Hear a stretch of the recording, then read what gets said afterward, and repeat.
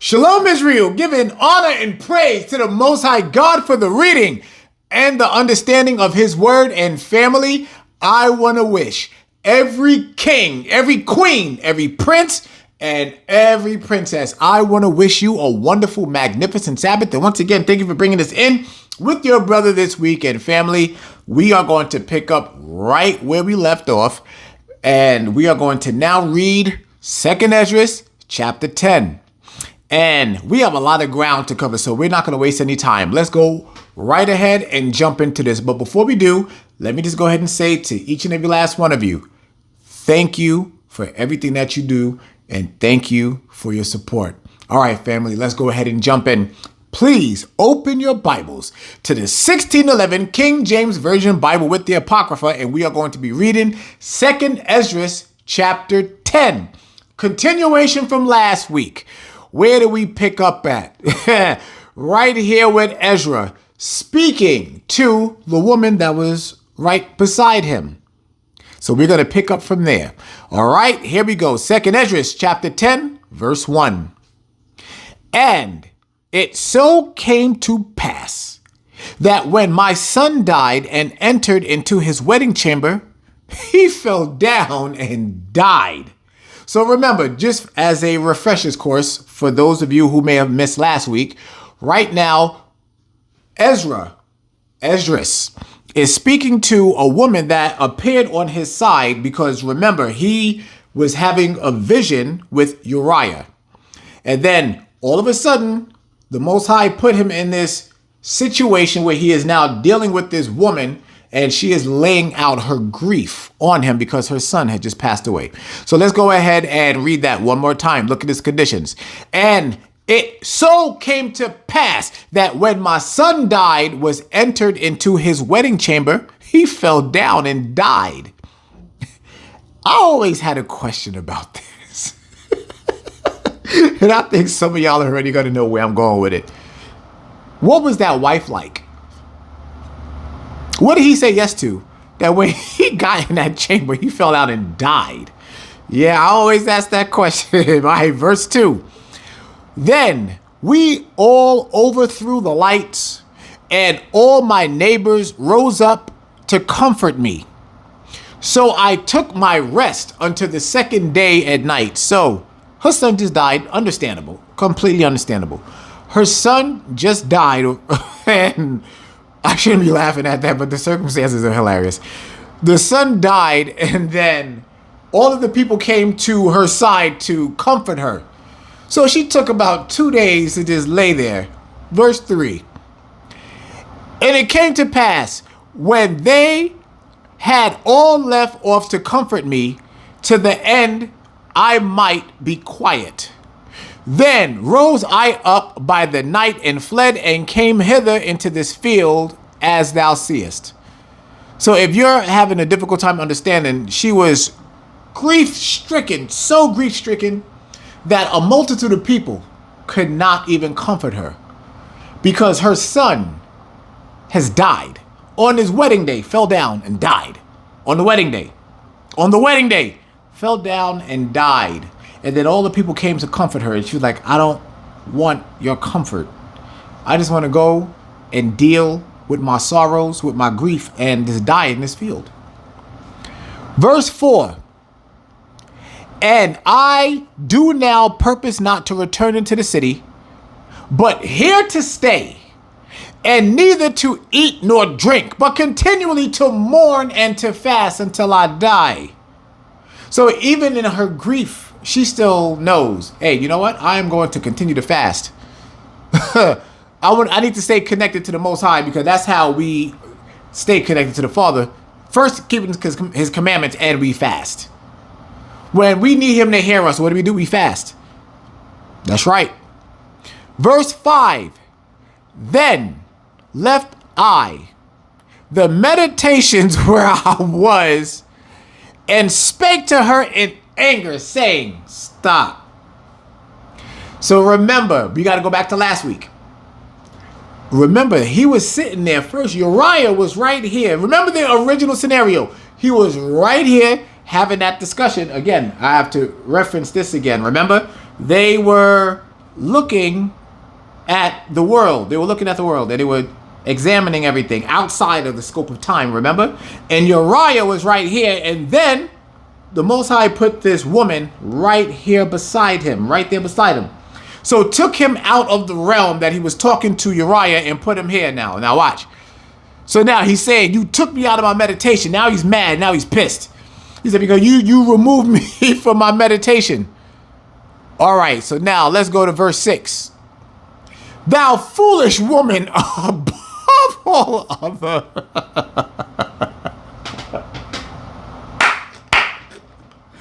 Yo, Ezra never had any problem with insulting people. Watch this.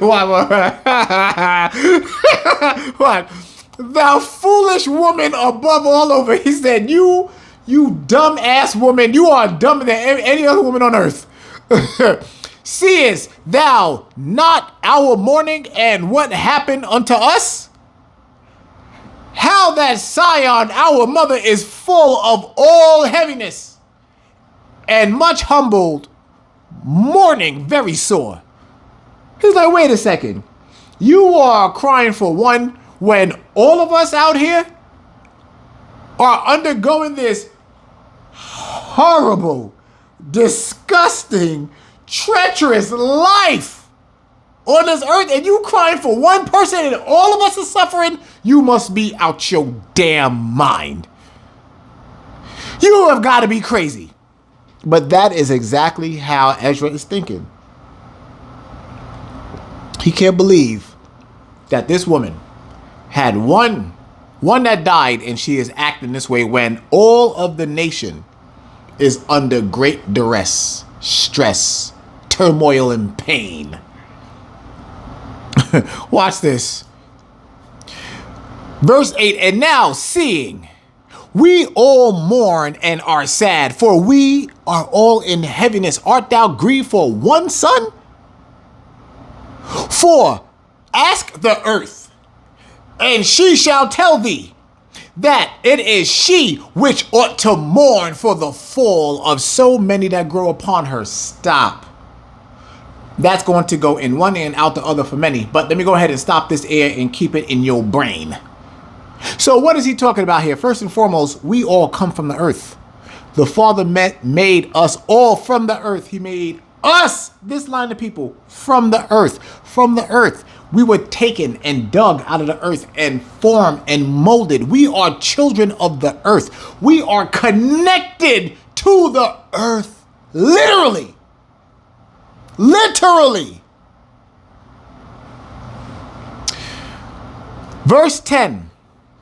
For out of her came all at the first, and out of her shall all others come, and behold, they walk almost into destruction, and a multitude of them is utterly rooted out. A multitude is utterly rooted out. Now remember, we talked about 2 weeks ago. We talked about people leaving that estate. Remember? People leaving the estate. At that time, at that lesson, we spoke on false prophets. And then remember what I mentioned? I said they were going to create other false prophets, men and women. Why? Because they are teaching them lies and heresies. That is the condition that is talking about right here. And you're going to further find out. Watch. Verse 10. Let me read this again. For out of her came all at the first. Why? We were all made from the ground. And we are regenerated creatures. We keep coming back and back and back and back, time after time after time. And out of her shall all others come, and behold, they walk almost into destruction, and a multitude of them is utterly rooted out. Who then should make more mourning than she that have lost so great a multitude? And not thou, which art sorry but for one soul. He's like, listen, you can't sit here. How dare you have the audacity to cry and bewail for one son when this earth, our nation, have lost so many. So many. What are you crying for? This is not about the life of one. This is about the life of all. And I need y'all to understand something. That is how our brothers and sisters thought back then. We thought for our nation as a whole. We were actually a people together. We were a people who did things for the good of the Most High. I know that is so hard to believe and accept today, but it is 100% absolutely true. 100%.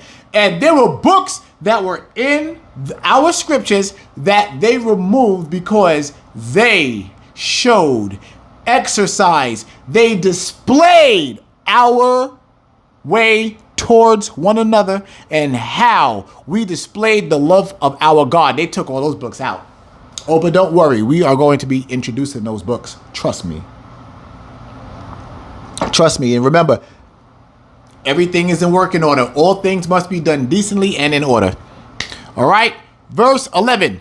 Who then should make more mourning than she that hath lost so great a multitude? And not thou, which art sorry but for one. But if thou sayest unto me, my lamentation is not like the earth, because I have lost the fruit of my womb, which I brought forth with pains and bear with sorrows. But the earth, not so. For the multitude present in it, according to the course of the earth, is gone as it came. Then say I unto thee, like as thou hast brought forth with labor, even so the earth also hath given her fruit, namely man, ever since the beginning unto him that made her.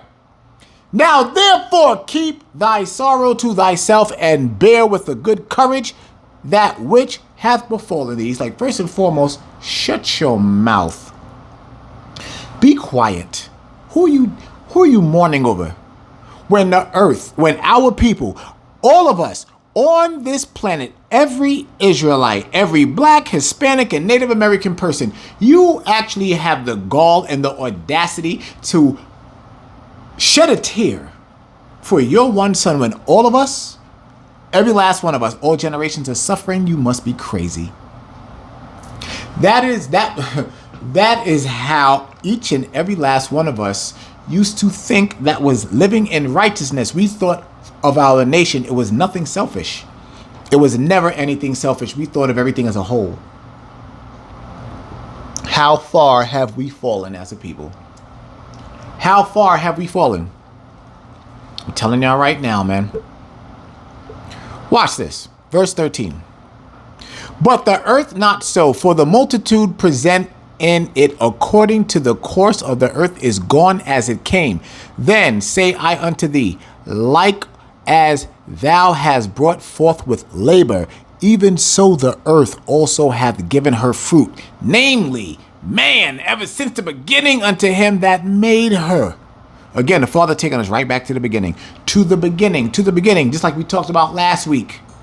All of this was made, all of this was done, all of this was predetermined before the earth was even laid of a foundation. Why? We was all a part of God's imagination. And he created us out of absolutely nothing. That love that the Most High had for us. And again, he's showing you right here. All right. Now, verse 15. Now, therefore, keep thy sorrow to thyself, and bear with a good courage that which hath befallen thee. In other words, shut up. Shut up. Pick yourself up and get back to living life as you're supposed to. Verse 16, for if thou shalt acknowledge the determination of God to be just, thou shalt both receive thy son in time, and shall be commended among women. Stop. Wow. The Most High said, first, and saying this here through Esdras, stop crying because you'll see your son again. And not only will you see your son again, but I am going to increase you among all the women. Increase you. Whew. How many of you sisters would love that? For you to be the walking example of what a woman should be. The walking example of what God's daughter is supposed to be. Ooh, imagine that. Watch this. Verse 17. Go thy way into the city to thine husband. Go return to your husband. Because remember now, he's angry. And y'all got to remember, he's saying this out of anger. He's like, go to your husband and get out of here with your nonsense. Verse 18. And she said unto me, that will I not do. That I will not do. I will not go into the city, but here will I die. So I proceeded to speak further unto her and said, do not so, but be counseled by me. For how many are the adversities of Sion, be comforted in regard of the sorrow of Jerusalem. He's like, yo, listen, I'm going to teach you. And one of the first things I'm going to teach you is that we look at things as a whole, as an entirety. Not just a solo mission, but all of us are involved in this thing here. Each and every last one of us. And that is how you're going to think. Be counseled by me. I am going to change your way of thinking. Do you see that right there out the gate? Ezra is trying to condition her mind to stop thinking about yourself and think about the nation. If we could only come back to that, imagine where we would be right now. Watch this. Verse 21, for thou seest that our sanctuary is laid waste. Our altar is broken down, our temple destroyed. So now, I want y'all to really pay attention to everything that I'm getting ready to lay out right now. Everything I'm getting ready to read. Open your spiritual eyes, your spiritual ears, okay?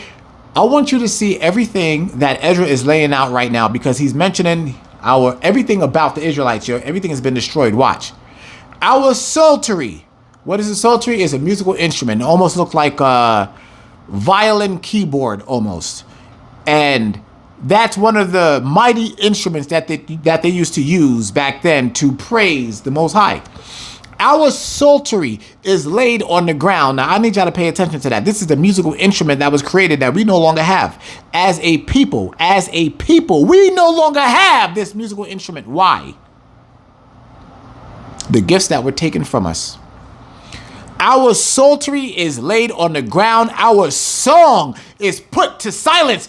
Our rejoicing is at an end. The light of our candlestick is put out. The ark of our covenant is spoiled. Our holy things are defiled. And the name that is called upon us is almost profaned. Our children are put to shame. Our priests are burnt. Our Levites are gone into captivity. Our virgins are defiled. Our wives ravished. Our righteous men carried away. Our little ones destroyed. Our young men are brought in bondage, and our strong men are become weak. That's a hell of a handful right there. That's coming from Ezra's heart. It's pouring from right here. Pouring out of here. The condition and the love that he had for his nation. And we have many of our people here that will not even think about their brother next to him or sister next to him. Unbelievable. But it's true. Verse 23, and which is the greatest of all? The seal of Sion hath now lost her honor, for she is delivered into the hands of them that hate us. The seal of Sion. Israelites. Profaned. People laugh when we say it. Y'all niggas ain't the Israelites? Get out of here, please. Y'all niggas? Pfft. You violent, rebellious niggas down there? Please, it can't be you. We know it's not you. They said it and convinced people so good that even our own Israelite brothers and sisters don't believe that they're Israelites either. Have been destroyed, the seal broken, the honor, the shame amongst our people. That's the truth. Verse 24, and therefore shake off thy great heaviness, and put away the multitude of sorrows, that the mighty may be merciful unto thee again, and the highest shall give thee rest and ease from thy labor. put away your crying and all your sorrows. Put it away so that the Father can have favor on you. Watch this, family. Verse 23. And it came to pass, while I was talking with her, behold, her face upon a sudden shined exceedingly. So this woman had features and everything. All of a sudden they disappeared, and light just shined out her face, just bowed right out her face. And her countenance glistened, so that I was afraid of her and mused what it might be. Scared the living crap out of him. Just imagine that for a second. Many of you not even picking up on it. Imagine if you just sitting there talking to somebody, right? And now you got to remember his situation. He's mad. He's angry. So all of a sudden, right, he's sitting there. He is in his feelings. He is going off on his woman. Then all of a sudden, her face explodes with light. Imagine that. Imagine that situation right there. Imagine that. You'd be scared too. And if you aren't, there's something wrong with you. I'm going to tell you that. Verse 26. And behold, suddenly she made a great cry, very fearful, so that the earth shook at the noise of the woman. There's so many different names for women that can do that. Yeah, there are some women that have octaves in their voice that is so high, it can shake a camera. Forget breaking a glass, shake the lens, shake a cone, a curved lens. It'll make it shake and even crack it. Some people like to call women like that sirens. But of course, they always take the gifts of the Most High and turn things into evil. Frequencies. There are men and women that can hit certain frequencies that machines can't even do. And yet you deny your power, man. Verse 27. And I looked, and behold, the woman appeared unto me no more. But there was a city builded, and a large place shewed itself from the foundations. Then was I afraid, and cried with a loud voice, and said, where is Uriel the angel? Where is Uriel, who came unto me at the first? For he hath caused me to fall into many trances, and mine end is turned into corruption, and my prayer to rebuke. Now, remember we talked about last week how the Most High changed that situation. How Uriel was right here, and then all of a sudden he went ahead and took Ezra and put him in an entirely different situation and put that woman right there. And so now now Ezra's coming and like, hold on, time out. Where Uriel at? Because remember, he just went off on his woman. He was all in his feelings and mad and everything. And what happened? He realized Uriel is not here anymore. Where is Uriel? You see how the Most High, I told you the Most High is cold. Verse 29, and as I was speaking these words, behold, he came unto me and looked upon me. Here we go. That big brother, little brother, angelic sibling rivalry. Here we go. Watch. Verse 30. And lo, I lay as one that had been dead. He snuck up on his little brother and scared the hell out of him. And mine understanding was taken from me, and he took me by the right hand, picked him up, and comforted me, and set me upon my feet, and said unto me, what aileth thee? What's the matter? What's wrong with you? And why art thou so disquieted?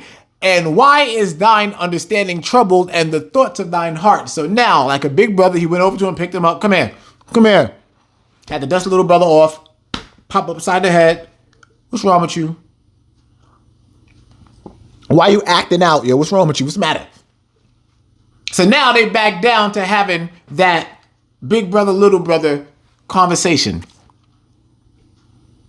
Again, I'm hoping that I'm really conveying to you guys this relationship that we have with the heavenly host, because ladies and gentlemen, they're here, whether you like it or not, whether you want to believe it or not, they're here. And they will be coming to a home near you very, very soon. You better believe that.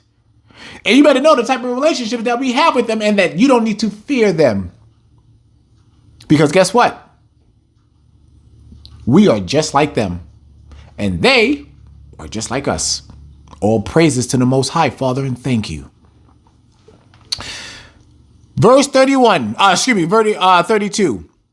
And I said, because thou hast forsaken me, you left me, and yet I did according to thy words, and I went into the field, and lo, I have seen, and yet see that I am not able to express. So he's like, yo, I did everything that you told me to do, but I don't have the understanding, man. I did what you told me to do. All right? As your little brother, I listened to you. I did what you told me to do, but you left me. So does Ezra have a right to feel the way that he's feeling? Absolutely. 100%. Because you got to remember, he was in this trance. And then this woman was here. He spazzed out, crashed out, as the kids say today. He crashed out. And then when he came back over, Uriel was gone. What is that lesson of? Don't crash out like that. Keep your sense. Be sober-minded. Okay? Keep things serious. Make sure. All right, you got to watch your anger. There were so many different lessons right there because you see how he got mad and angry or whatnot. And what happened? Uriel bounced. Like, yo, I can't be around that. That's not righteous. I can't be around that. I can't be around that. Something that little. That little. Yes, indeed. All right. Verse 33. And he said unto me, stand up manfully, and I will advise thee. Stop. Woo! Right there. And he said unto me, stand up manfully, and I will advise thee. Nigga, put your balls on it. Get up. Get up. We ain't playing that bitch shit, nigga. Get your ass up. All praises to the Most High. Ain't none of that bitch shit in Israel. Get up. Stand up like a man. Gird up your loins. Man, watch this. Then said I, speak on, my Lord, and me. Only forsake me not, lest I die frustrate of my hope. For I have seen that I knew not, and hear that I don't know. Or is my sense deceived, or my soul in a dream? So like, well, hold on a second. He's making sure right now that everyone understands that there is a difference between dreaming and visions. There is a difference between you falling into a trance and you dreaming. Okay? A trance means that you're having a vision. A vision that the Father gave you. You are awake. We went over that a couple of weeks ago. You are awake, cognitive of everything that's going on around you, but now you are in the spirit world where you don't have any control because you are so used to the physical. You are used to the mechanics of the physical that when you get into the spiritual, it's like, what in the world? I'm not sure of any of you that have had that experience before. I'm telling you right now, it's a 100% real thing. And it is terrifying. Verse 37. Now therefore I beseech thee that thou wilt shew thy servants of this vision. He answered me then and said, hear me, and I shall inform thee, and tell thee wherefore thou art afraid, for the highest will reveal many secret things unto thee. Many secret things unto thee. He have seen that thy way is right, for that thou sorrowest continually for thy people, and makest great lamentation for Sion. Stop.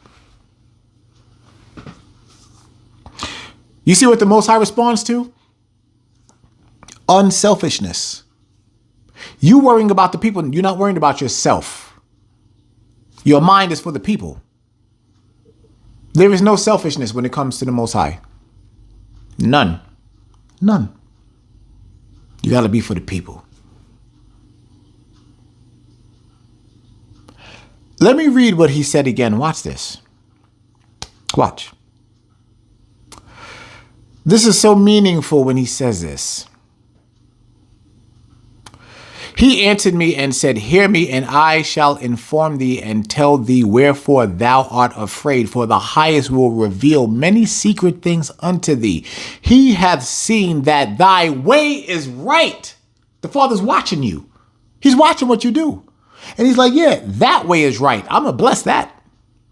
For that thou sorrowest continually for thy people, not for yourself, not for your own children, but for your people as a whole, and makest great lamentation for Sion. This, therefore, is the meaning of the vision which thou lately sawest. And now the Father will be like, I'm going to break it down for you, because remember, now the Father is speaking to him through Uriel. And the Father like, now I'm going to show you what this is. Watch this, watch this, watch this. And this is so beautiful. Watch. Thou sawest a woman mourning, and thou beganest to comfort her. So now the Father is breaking this down, making sure that everyone understands where his heart was in that time. You saw this woman, you saw her mourning, and now you went to go comfort this woman. But now seest thou the likeness of the woman no more, but there appeared unto thee a city builded. So I had to give you a vision for something for you to pay attention to. I had to get your attention. So how would the Most High possibly get his attention? Or what? The woman was probably attractive, very attractive. It made him look. But then what happened? She opened her mouth and then he got mad. But he had to get his attention first. But now thou seest, but now seest thou the likeness of the woman no more, but there appeared unto thee a city builded. So the Father went ahead and showed that light. Remember, the light came from her face, right? And where did that light come from? The light came from that city. And whereas she told thee of the death of her son, this is the solution. This woman whom thou seest is Sion.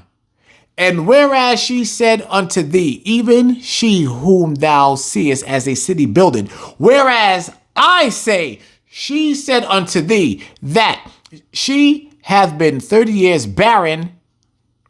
Those are the 30 years wherein there was no offering made in her. So now the Father's starting to tell, I've been watching y'all the whole time. I've been watching y'all for 30 years. 30 years, barren. 30 years y'all been down there not thinking about me. 30 years, y'all been down there doing what you wanted to do. For 30 years, you have ignored me. You have ignored my word for 30 damn years. Watch. Watch this. Verse 46. But after 30 years, Solomon builded the city and offered offerings, and then bare the barren a son. And whereas she told thee that she nourished him with labor that was the dwelling in Jerusalem. But whereas she said unto thee that my son coming into his marriage chamber happened to have a fail and died. This was the destruction that came to Jerusalem, the destruction of us. The Father sitting here watching it. Time after time, generation after generation. He's like, yo, I watched the city that I chose. And the people that I chose and put in it, I watched it all fall. Why? Because you, all of you, denied me, denied my word, denied my instruction, denied my decree. I didn't kill you. You killed yourselves. I gave you everything. I gave you all the nourishment. I gave you everything that you ever needed to succeed, but you rejected it. And I got to sit up here and watch. I got to watch my creation fail by their own doing and enjoy their failure. Verse 49. And behold, thou sawest her likeness, and because she mourned for her son, thou beganest to comfort her. And of these things which have chanced these are to be open unto thee. So now let me read that part one more time. And behold, thou sawest her likeness, and because she mourned for her son, thou beganest to comfort her. So now let me ask y'all a question, because I know some of you kind of was like, when I mentioned about her looks and her being attractive. How many, let me ask you a question. I'm going to ask so many of you a question. Let's see if you tell the truth. If there was a person disgusting, lying on the floor, full of sores and things and everything, and they came and jumped in your car and said, please take me to the hospital to safety, are you going to be like, okay, go ahead and jump? Or are you going to ask some questions first? Tell the truth. Tell the truth. Tell the truth. Because I want you to put yourself in a situation that Esdras put himself in. And I did it the opposite for a reason.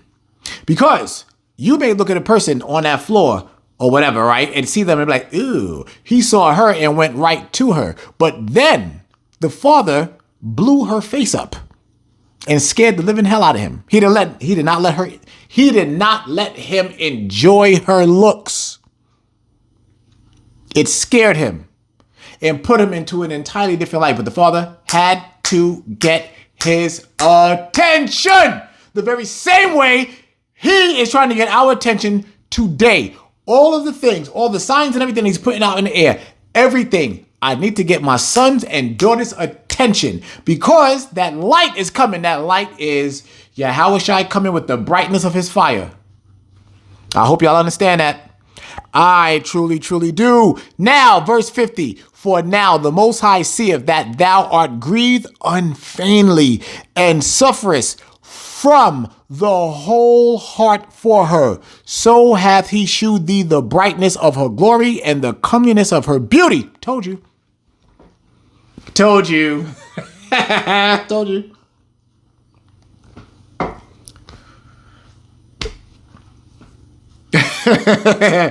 That's how the Most High works. The Most High is cold with it. He's cold with it. He knows the inner workings of us. He knows how things work. He knows because he made us that way. He made us that way. He knew exactly what it was going to take for Ezra to look over that woman and see that he was attractive and go over there and go help her. He knew. He knew. And for all of you that want to sit there and lie, you know good and damn well. Let's not even take a sickly person. If the person is unattractive, you know that your ass was not going to help him. And especially if you didn't know him, you know it. Tell the truth. Tell the truth and shame that devil. You know it's true. Verse 51. And therefore I bade thee remain in the field where no house was builded, for I knew that the highest would shew this unto thee. Therefore I commanded thee to go into the field where no foundation of any building was. So now, what is Uriel now saying? He's like, now I'm telling you, I knew that the Father was going to show you, knowing that the angels have the Most High's plans. Not all of them, but he does give them information. They are messengers. They are the ones to come here and help us. And a lot of times, what do? We ignore their help. It's true. All right, let's go to right here. Verse 50, I'm going to read 52 one more time. For I knew that the highest would shew this unto me. Therefore I commanded thee to go into the field where no foundation of any building was. For in the place wherein the highest beginneth to shew his city, there can no man's building be able to stand. Not one. There is nothing that you can do. There is nothing that we can do. Absolutely nothing. Now remember how the Most High through Yahushua was telling us how to build certain things, right? We have to lay things on a certain foundation. Remember, he gave us the foundation of the sand or whatnot. We're like, nah, because guess what? It's not stable. It's not stable. What is the Father telling us here? We have to have a mental stability. We have to have it. And he showed us the example here with Ezra. Don't take your eye off that prize. Don't take your eye off the prize. Yes, it's attractive. It's beautiful. And again, the Most High telling the world just how beautiful his Israelites are. Remember, he said, I made them in my comeliness. I made them look like me. My Israelites are beautiful. My Israelites are so beautiful. And don't take your eye off the prize, though. Because it's beautiful, it's gorgeous, but don't take your eye off that prize. Because just as he was staring at that beauty and saw all the ugliness of her sorrow and grief, what he do? He blew that city up. That's coming right here to a world near you when Yahushua comes back with the fire of his glory. And all praises to the Father for it. Yep. Yeah, I'm sorry, ladies and gentlemen. You can get mad all you want to. Like I said, I'm just a messenger. You can kill me all you want to, but the person coming after me is going to say the very same thing. Verse 54, for in the place where in the highest beginneth to shew his city, there no man's building be able to stand, and therefore fear not. Let not thine heart be affrighted, but go thy way in, and see the beauty and greatness of the building as much as thine eyes be able to see. You better go look at your brothers and sisters, see how beautiful they are. You better go and gather yourself around your brothers and sisters. You're going to need them. Why? Because the Israelites are some beautiful people. There are some very, very beautiful people. Even some in that 2/3, believe it or not, they have some good attitudes. Wrong spirit, but they got some good attitudes. And that's the truth. That's the absolute truth. Very beautiful people. Our people are the most beautiful people on earth. And we all know that. And the Father has made it known. But all the years of browbeating and just destroying our nation, first of us destroying it in sin, by sin, with sin, for sin. And we destroyed our own legacies. We've destroyed our own neighborhoods. We've destroyed our lives. We've destroyed it. We have. We can't blame that white man for that. We got to blame us. Why? We broke his commandments. And we have to accept that. Once we accept that we were wrong, that's when the healing process begins. Verse 56. And then shalt thou err as much as thine ears may comprehend. For thou art blessed above many other, and art called with the highest, and so are but few. But tomorrow at night thou shalt remain here. And so shall the highest shew thee visions of the high things which the Most High will do unto them that dwell upon the earth in the last days. So I slept that night, and another like as he commanded me. And I'm going to tell you right now, there are some visions happening. I'm going to tell you. As a matter of fact, I already know how some of y'all are going to get. I already know. I'm just going to leave it right there. And family, I want to thank y'all so much for sitting through the conclusion of 2nd Esdras chapter 9 and 10. And this was a very, very important chapter to bring out. Why? We are living in the last days. We are living in these last days, and hopefully, as we bring this out, it's making a connection with you, and you are seeing that our Father is on his way. He is not playing. He is coming to whoop some ass, and you better make sure it ain't yours. You better make sure that he ain't coming for you. And when I say coming for you, with vengeance and violence, you better make sure that you are protected. You better make sure of it. And there's only one way to do that. Keeping his commandments. Family, I love you. It is time for all of God's beautiful people to get some rest.